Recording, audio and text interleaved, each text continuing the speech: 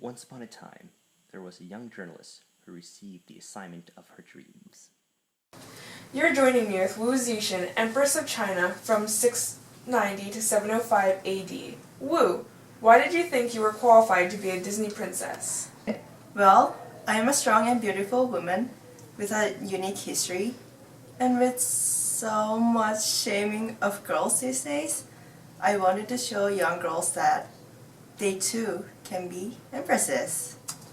You don't think that maybe killing your child for the Empire turned Disney off, perhaps? Well, look at Mulan. She dishonored her family and killed hundreds of men, the whole army. I don't think that what I did was nearly that bad. And yet, Mulan has the Disney title. Well, she would. She fought the bad guys and went on to do nothing. On the other hand, I did one bad thing, and then went on to be an amazing empress. Well, what do you have to say to Disney for choosing Mulan over you? You fools! I used to charge people with treason and make them kill themselves in front of me. As their punishment, I summon you Disney executives to come to me, and I shall wipe you off the face of the earth for overlooking my prowess. Okay. Today, we're here with Elizabeth Bathory, a Hungarian countess from 1560 to 1614. Elizabeth, what would have made you the perfect Disney princess? Well, I am an extraordinarily beautiful woman. But Miss Bathory, do you have anything that a little girl could look up to other than beauty? Well, of course. I didn't quit when people tried to put me down and stop me. I wanted to be gorgeous, so I didn't let anything stand in my way. I found the best way to stay beautiful was to bathe in the blood of virgins. Also, I didn't let any of my servants sass me. I stuck to my guns no matter what anyone said of me.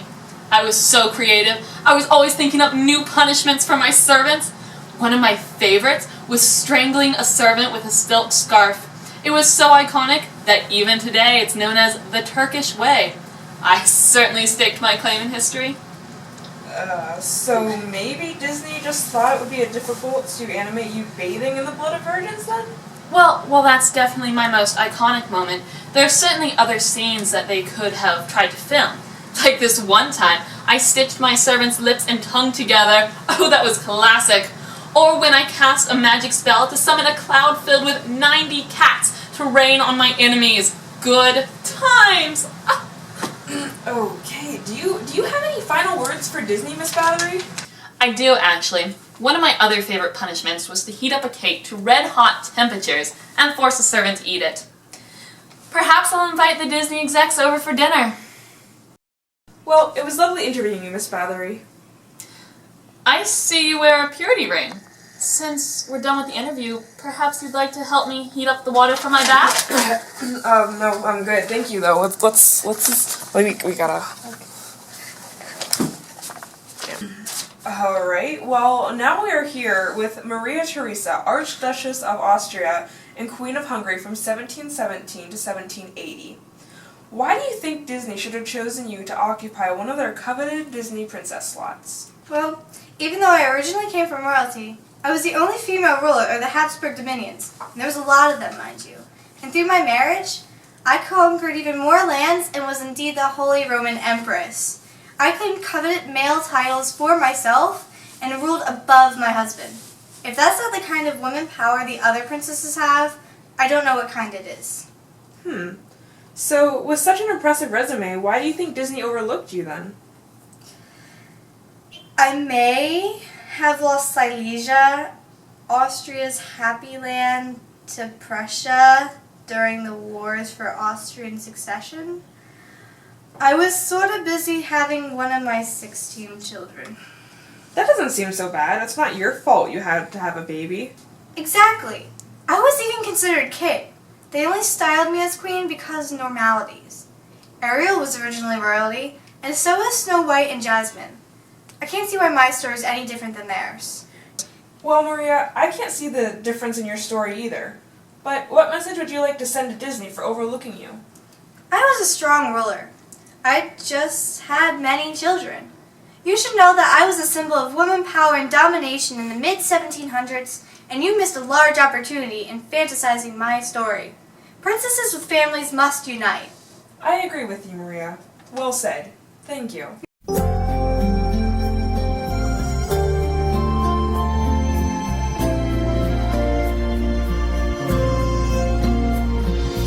Look at me, you may think you see who I really am, but you'll never know me every day. It's as if I play a part. Have you ever heard the wolf cry to the blue corn moon, or ask the grinning bobcat why he grinned? Can you sing with all the voices of the mountain? Can you paint with all the colors of the wind?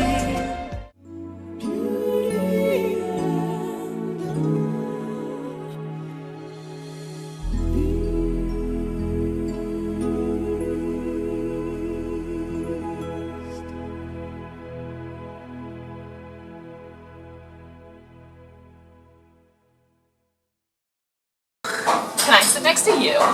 No. Can I sit next to you? No! What do you play with?